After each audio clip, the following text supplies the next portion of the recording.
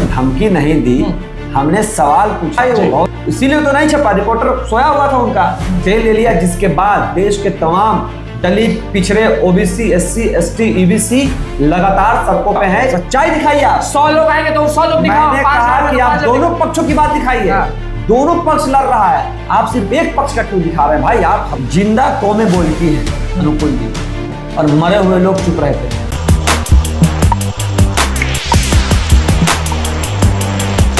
देखिए, देश भर में यूजीसी चल रहा है और आप अच्छे से जानते हैं कि यूजीसी के समर्थन में पटना में सबसे जोरदार, सबसे बड़ा आंदोलन हुआ। नमस्कार, मैं अनुकूल तिवारी और आप वॉइस हब देख रहे हैं। हमारे साथ मनीष यादव मौजूद हैं, जो कि पूर्व अध्यक्ष हैं पटना विश्वविद्यालय के, और आपके साथी, आपके भाई मिलकर देश में सबसे बड़ा यूजीसी का जो सपोर्ट है उसको लेकर आप आंदोलन करते हैं, सड़क पर उतरते हैं। अब आगे क्या रणनीति होगी उस पर भी है और बहुत सारी बातें, क्योंकि लोगों की नजर मनीष यादव और उनके भाइयों पर है कि अब क्या करने वाले हैं। देखिए अनुकूल जी, इसमें कहीं से दो राय नहीं है कि हम लोगों ने बहुत कम समय में और देश के तमाम ओबीसी, एससी, एसटी और वैसे लोग जो जाति, लिंग, धर्म के आधार पे, डिसेबिलिटी के आधार पे जिनके साथ भेदभाव होता है विश्वविद्यालय में जी, वो EWS क्यों ना हो, स्वर्ण जाति से ही आर्थिक रूप से कमजोर लोग क्यों ना हो, सब लोग कल के इस आंदोलन में बहुत मजबूती से थे और बहुत बड़ी संख्या थी। शायद देश में इतनी बड़ी संख्या में अभी तक समर्थन में आंदोलन नहीं हुआ होगा जो पटना में कल हम लोगों ने दिखाया। और रही बात आगे की रणनीति की, तो अब हम लोग देश के विश्वविद्यालयों से कोऑर्डिनेट कर रहे हैं। बिहार के तमाम विश्वविद्यालय में कल भी, आज शुरू हो गया। आपके आंदोलन के बाद बीएचयू में आंदोलन हो रहा है, पूरे बिहार में आंदोलन हो रहा है, और पूरी भारत की बात करें तो आंदोलन शुरू है। दिल्ली यूनिवर्सिटी में भी आंदोलन कल देखने को मिला, बीएचयू में भी, आज हमारे मधेपुरा यूनिवर्सिटी में भी आंदोलन देखने को मिला। उससे पहले भी लगातार भागलपुर विश्वविद्यालय और लगातार BR अम्बेडकर यूनिवर्सिटी लगभग में आंदोलन शुरू हो गया है। इसको अब हम लोग छोड़ेंगे नहीं। चुप क्यों नहीं हो रहे हैं? क्योंकि अरेस्टिंग भी आपकी हुई थी, फिर भी नहीं डर रहे। देखिए, बात सपोर्ट कर समझिए, जब इतनी बड़ी लड़ाई लड़ रहे हैं तो जेल जाने से हो सके आंदोलन के दौरान हम पे लाठी भी चले, हो सके गोली भी चले, हो सकता है हम मारे भी जाए। हमारी ये डर है।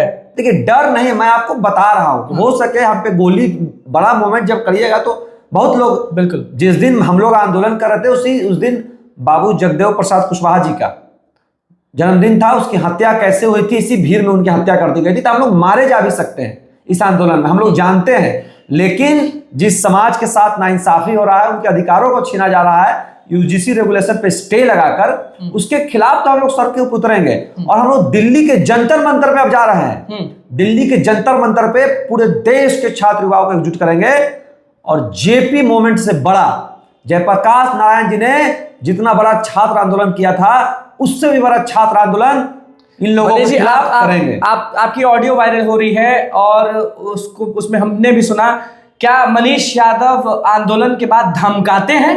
इतने बड़े, मतलब कि आप किसी इतने बड़े अखबार को, चैनल को आप धमकी देंगे कि आप जात पात कर रहे हैं? आप मतलब कि मनीष यादव तो संघर्ष वाले नेता हैं, बहनों के लिए लड़ते हैं, भाइयों के लिए लड़ते हैं, तो आप धमकी कब से देने लगे? आप धमकी क्यों दिए? देखिए, उसको धमकी मत कहिए, आप लोग गलत दिशा में ले जा रहे हैं। हमने धमकी नहीं दी, हमने सवाल पूछा। बहुत सारे चैनलों ने उसको चला दिया है। मैंने सवाल पूछा कि आखिर 5000 लोगों के साथ बिल्कुल हम लोग सड़कों पे उतरते हैं। और देखिए, अखबार, आपका मीडिया, ये आईना है, ये किसी के साथ भेदभाव करने की इसको आजादी ही नहीं है। बिल्कुल, एक व्यक्ति को आजादी हो सकती है, लेकिन एक मीडिया जो चौथा स्तंभ देश का कहा जाता है, अखबार हो, प्रिंट हो या कोई भी हो, वो कैसे भेदभाव कर सकता है? लेकिन आज देश की लगभग मीडिया भेदभाव कर रही है। हमने यही कहा कि मैंने ब्यूरो चीफ प्रभारी को ये फोन लगाया, संपादक को, बिहार झारखंड का संपादक है, मैंने उनसे कहा कि भैया, हमारा 5000 का आंदोलन था और आप एक लाइन नहीं छापे। फिर उन्होंने तुरंत लिया अपने रिपोर्टर को? नहीं, रिपोर्टर तो भाई इसीलिए तो नहीं छपा, रिपोर्टर सोया हुआ था उनका। रिपोर्टर, जब देश के इतने बड़े अखबार का रिपोर्टर अगर सोया रहे इतने बड़े मुद्दे पर, वो इतने बड़े मुद्दे पे, ज्वलनशील मुद्दे पे, और सबसे बड़ी बात कि 2 दिन पहले वही रिपोर्टर 7 लोग स्वर्ण जाति के जब खड़े थे तो उसका हेडलाइन फ्रंट पेज पे छापा और हम लोग 5000 लोग लेके उतरे। मनीष यादव साहब उनके लगातार सभी साथियों की गिरफ्तारी हुई और एक लाइन की खबर नहीं। मनीष जी, एक मैसेज हम आपसे ही पूछते हैं, एक सवाल भी है और लोगों को अब तक ये नहीं समझ में आ रहा है कि आखिरकार ये लड़ाई यूजीसी वाले, जैसे आप लोग सभी लोग हैं, वो सपोर्ट में लड़ रहे हैं और बाकी जो लोग हैं वो विरोध कर रहे हैं। तो अब तक लोग ये समझ नहीं पा रहे हैं कि विरोध करना है कि समर्थन में देना है। कुछ लोग को पता ही नहीं। नहीं, देखिए अब पूरे देश को पता चल चुका है कि ये लड़ाई उन लोगों के लिए है। यूजीसी रेगुलेशन 2026 इसलिए आया है कि जाति के नाम पे, धर्म के नाम पे, लिंग के नाम पे और डिसेबिलिटी के नाम पे ईडब्ल्यूएस यानी कि आर्थिक रूप से कमजोर लोग को भी उसमें शामिल किया। इन लोगों के साथ अगर शोषण होता है तो उसके खिलाफ त्वरित कार्रवाई करेगी विश्वविद्यालय में कमेटी बनाया जाना था, जिसके खिलाफ में चंद मुट्ठी भर लोग सड़कों पे उतरे और कोर्ट से स्टे ले लिया, जिसके बाद देश के तमाम दलित, पिछड़े, ओबीसी, एससी, एसटी, ईबीसी लगातार सड़कों पे है कि इस रेगुलेशन की जरूरत है। आप जानते होंगे कि इसी में रिपोर्ट कहा गया था कि 118% कास्ट डिस्क्रिमिनेशन हो रहा है, जिसके बाद ये रिपोर्ट आया और उसके बाद से हम लोग सड़कों पे हैं और एकदम चैलेंज करते हैं। चैलेंज है हमारा, मीडिया में बैठे, अखबारों में बैठे, न्यायालय में बैठे, हर जगह बैठे जो लोग इस आंदोलन को दबाना चाहते हैं, उन तमाम लोगों को चैलेंज है कि पूरे देश में आंदोलन करेंगे और आप हमारे खबर को दबाइएगा। हम तमाम उन संस्थानों को भी चेताना चाहते हैं, कोई संस्थान हो, कोई भी उसको चला रहा हो, अगर हमारे साथ आप भेदभाव कीजिएगा, हमारी चीजों को नहीं दिखाइएगा, और मैं तो सच्चाई दिखाने के लिए कह रहा हूं, मैंने जो है वो दिखाओ, सच्चाई दिखाइए आप। 100 लोग आएंगे तो 100 लोग दिखाओ। मैंने कहा कि आप दोनों पक्षों की बात दिखाइए। दोनों पक्ष लड़ रहा है, आप सिर्फ एक पक्ष का क्यों दिखा रहे हैं भाई? आप हमारी अच्छा, आप बस मनीष यादव हैं, माने यादव में एक मनीष यादव हैं, तेजस्वी यादव नहीं है। तेजस्वी यादव को दिल में दर्द नहीं हो रहा है कि वो यूजीसी पर क्यों नहीं बोल रहे? पप्पू यादव, आप उनके साथ रहते हैं, वो क्यों नहीं खुलकर बोल रहे हैं? बाकी जगह तो पूरा जा रहा है, तो सब लोग यूजीसी पर खुलकर क्यों नहीं बोल रहे? कभी पप्पू यादव ने कहा कि हाँ होना चाहिए, भेदभाव नहीं होना चाहिए, वो एक बार उन्होंने कह दिया। तेजस्वी यादव क्यों नहीं कहते? तेजस्वी यादव सामने आकर सदन क्यों चलने दे रहे हैं? विपक्ष में लोग हैं, सदन क्यों चलने दे रहे हैं? रुकवा दें। नहीं, देखिए एक बात समझिए कि सबसे बड़ी बात है कि सरकार ही नहीं लड़ रही।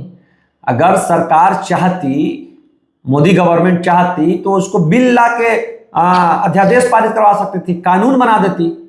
और देखिए बड़े बड़े नेताओं की हम बात नहीं करेंगे, और बात तेजस्वी यादव, पप्पू यादव की नहीं है, चिराग पासवान जी भी सरकार में है, मांझी भी, जीतन राम मांझी भी हैं।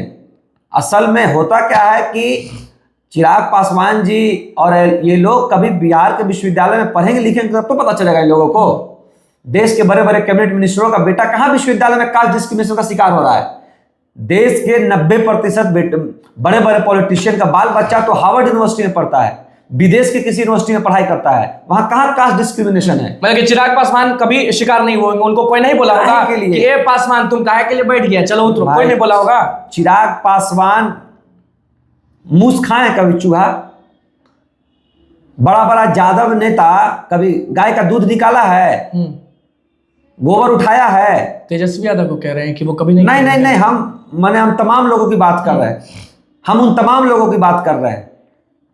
खेत में काम किया है जो अपने आप को किसान नेता कहता है, तो बांझ क्या जाने परसौतीन का हाल है, ठीक है ना? जिसने बच्चा पैदा ही नहीं किया वो बच्चा पैदा होने का दर्द क्या जानेगा? बिल्कुल। जिसने झेला ही नहीं, जिसने विश्वविद्यालय में जातीय भेदभाव देखा ही नहीं, जिसने विश्वविद्यालय में प्रताड़ना सही ही नहीं।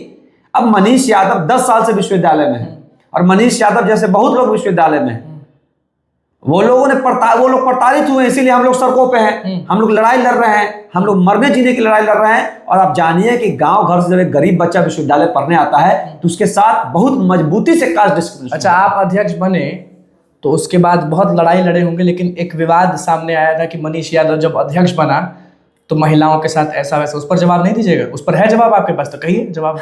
देखिए, मनीष यादव जब अध्यक्ष बना तो बिहार का सबसे बड़ा महिला छात्रावास मगध महिला में बन के खड़ा है, मनीष यादव की देन है, ये बात याद रखिएगा।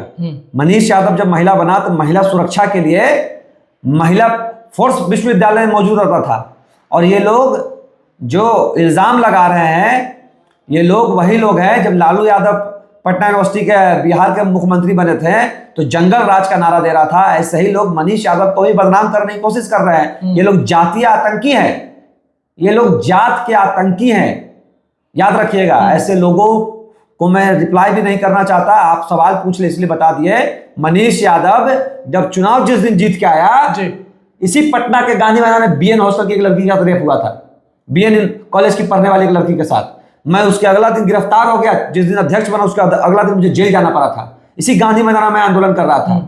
इसी गायत्री जो मामला चल रहा है नीट वाला, मनीष यादव इसकी लड़ाई लड़ा, आपके चैनल के माध्यम से हो, सड़कों पे उतर के हो, हम लोग लड़ाई लड़ने का काम करते हैं। आज मगध महिला के छात्रावास में क्या पिछड़ों और दलितों की बेटी रह रही है, स्वर्णों की बेटी नहीं रह रही है। मैंने वहां हॉस्टल बनाया है। क्या महिलाओं की सुरक्षा के लिए जो फोर्स हमने रखवाया था वो सिर्फ दलित पिछड़ों की बेटी की रक्षा कर रहा था? ये लोग बुजदिल लोग हैं, ये लोग कायर लोग हैं जो अपने घरों में बैठकर बड़ी बड़ी बातें करते हैं। शर्म आना चाहिए ऐसे लोगों को।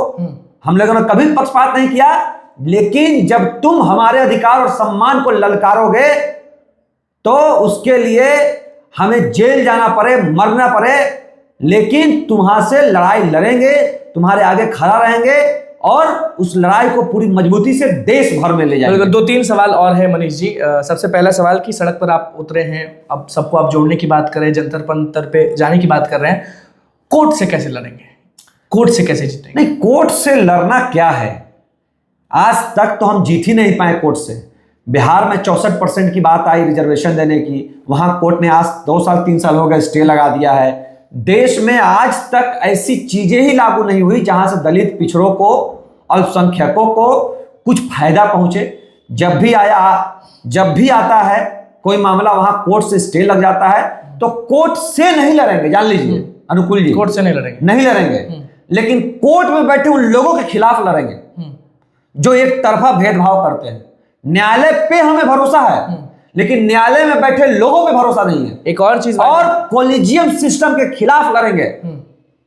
जब देश के राष्ट्रपति ने कहा कि यूपीएससी जैसा परीक्षा होना चाहिए जज बनने के लिए, क्यों उस पे लोग राजी नहीं हुआ, क्यों उस पे चीजें नहीं बनी? तो ये लोग हम लोगों को रोकने के लिए कानून लाते हैं और उस पर स्टे लगाते हैं, लेकिन अपने आप को एस्टेब्लिश करने के लिए लोग कोई कानून नहीं लाते हैं। और जजों की भी परीक्षा होनी चाहिए। न्यायालय में कोई जज क्यों कॉलेजियम के सहारे बैठेगा? किसी का बाप जज था तो बेटा जज बनेगा, ये अधिकार किसने दिया है संविधान? बेटा बेवकूफ निकला तो क्या होगा? क्यों बेवकूफ निकला तो स्टे लगेगा। इसी तरह से हम लोगों की बात चीजों पे आप जो लगातार कहते हैं कि आपके साथ भेदभाव होता है, ये होता है, वो होता है, पुरानी बात करते हैं कि आपके आंखों देखा है कि आपके किसी मित्र को अच्छा नहीं दिया? आप एक बात बताइए, क्योंकि अगर हम आपका करेंगे तो लोग कहेंगे कैसे कर रहे हैं आप यूजीसी को सपोर्ट। एक सच्ची मीडिया की यही ताकत होती है कि दोनों पक्षों की बातों को दिखाए, और आप वही करते हैं। आप पे मैं उंगली नहीं उठा रहा हूं। और सच्ची घटना अगर कहिए तो उत्तर प्रदेश के बरदोई में एक कथावाचक जो किसी दूसरी जाति का था, वो कथा करने चल गया था, तो उसके साथ मारपीट की गई, उस पर पेशाब का छिड़काव किया गया। बिल्कुल, आप तो इस बात को जानते हैं। एक जादव लड़का टिक्की रख लिया तो उसके पूरे सर को मुड़वा दिया गया। ये कौन नहीं जान रहा है? ऐसी कई घटनाएं हो चुकी इस देश में, लगातार घटनाएं हो रही है। एक हाल ही में एक मास्टर पानी पीने गया, पता नहीं कौन जात के लोग थे, उससे जात पूछ लिया तुम किस जात को तब पानी पीने देंगे। हाल ही में लखनऊ की घटना है। तो कहीं ना कहीं देश भर में, बिहार भर में ऐसी घटनाएं हो रही है। दुश्मन तो नहीं है आपके ब्राह्मण, भूमिहार, लाला राजपूत? क्योंकि आप ही के प्रोटेस्ट में से एक चीज वायरल हो रहा था। एक शख्स थे जिनके मुंह से निकल गया कि भूरा बाल साफ करो, और उसके बाद फिर लोगों ने चुप कराया। हो सकता है कि वो जोश में या फिर किसी के कहने पे बोल दिए होंगे, लेकिन ये हमारे सामने आया तो हम सोचे कि जो है उस आंदोलन में, जैसे आप देखिए, हम ऐसा कोई चीज को नहीं देखे हैं, और अगर इस तरह का कुछ है तो हम ऐसे चीजों का समर्थन भी नहीं करते हैं। और ना किसी जाति, भूमिहार, ब्राह्मण, राजपूत, कोई भी जाति, लाला, हम उसके विरोध में भी नहीं है। हम अपने सम्मान और सुरक्षा की लड़ाई लड़ रहे हैं। हमारे सब भाई हैं, राजपूत हो, ब्राह्मण हो, लाला हो, हर एक लोग, भूमिहार हो, ये तमाम लोग मेरे भाई हैं, और अन्य लोगों की तरह ये लोग भी हमारे साथ रहते हैं। लड़ाई इनसे है ही नहीं अनुकूल जी। हमारी लड़ाई सिर्फ उन लोगों से है जिन्हें यह लगता है कि दलित पिछड़े सिर्फ ठोकर मारने के लिए हैं, दलित पिछड़ों को सिर्फ गाली दिया जाना चाहिए, दलित पिछड़ों को आगे बढ़ने का अधिकार नहीं है, दलित पिछड़े सम्मान सुरक्षा के लायक नहीं है। ऐसे जो लोग हैं वो किसी जाति धर्म के हो, ऐसे यादव लोगों भी के हो तो साथ। बोलिए। बिल्कुल, हाँ, यादव है तो यादव भी हो, कोई जात के लोग हो, लेकिन रिपोर्ट क्या कहती है कि ये करने वाले यादव नहीं हैं, दलित पिछड़े नहीं हैं। ये जो लोग करने वाले हैं, मैं सबकी बात नहीं कह रहा हूं, उन्हीं लोगों के खिलाफ या उन्हीं लोगों के चलते ये रेगुलेशन लाया गया था, जिसको रद्द करने के लिए एक नंगा नाच हुआ पूरे देश में, और सुप्रीम कोर्ट ने इस पे स्टे लगाकर हम दलित पिछड़ों के साथ अन्याय किया, जिसके लिए हम लोग देश में भर में और पटना में हम लोग उतरे थे, और देश भर में दिल्ली चलो का नारा देंगे। दिल्ली चलो। कब तक ये होने वाला है? नहीं, हम लोग सक्रिय हैं। हम लोग तो पटना में बैठकर फोन से बातचीत कर करके बिहार भर में आंदोलन करवा रहे हैं ना। हम लोग निकलेंगे बिहार भर घूमने, उसके बाद दिल्ली कुछ सरकार करेंगे। में बैठे हुए नेता हैं यादव, पासवान, उनको घेरने का भी काम करेंगे। देखिए, जिंदा कौमें बोलती हैं अनुकूल जी, और मरे हुए लोग चुप रहते हैं। हम लोग जिंदा कौम है, और जो मरे हुए लोग हैं वो चुप है। हम लोग मरे हुए लोगों से क्या उम्मीद करेगा ये देश, ये बिहार? जो हैं जिंदा वो सड़कों पे हैं, जो मरे हुए हैं वो सदनों में हैं। याद रखिए। बिल्कुल। देखिए, मनीष हमारे साथ थे और आप अच्छे से इनको जानते हैं कि किस तरीके का यूजीसी सपोर्ट आंदोलन, ये इनके भाई बहनें भी सड़क पर थी, और अब दिल्ली चलो होगा। अब देखना होगा कि क्या होता है। और आखिरी में तो कह ही दिए कि जो मरे हुए हैं वो सदन में हैं, और जो जागे हुए हैं वो सड़क पे। बहुत बहुत धन्यवाद। चैनल को सब्सक्राइब करें इस न्यूज़ को लेकर। हम लोग जिंदा कौम है, और जो मरे हुए लोग हैं वो चुप है। हम लोग मरे हुए लोगों से क्या उम्मीद करेगा ये देश, ये बिहार? जो हैं जिंदा वो सड़कों पे हैं, जो मरे हुए हैं वो सदनों में हैं। याद रखिए। बिल्कुल। देखिए, मनीष हमारे साथ थे और आप अच्छे से इनको जानते हैं कि किस तरीके का यूजीसी सपोर्ट आंदोलन, ये इनके भाई बहनें भी सड़क पर थी, और अब दिल्ली चलो होगा। अब देखना होगा कि क्या होता है। और आखिरी में तो कह ही दिए कि जो मरे हुए हैं वो सदन में हैं, और जो जागे हुए हैं वो सड़क पे। बहुत बहुत धन्यवाद। चैनल को सब्सक्राइब करें इस न्यूज़ को लेकर।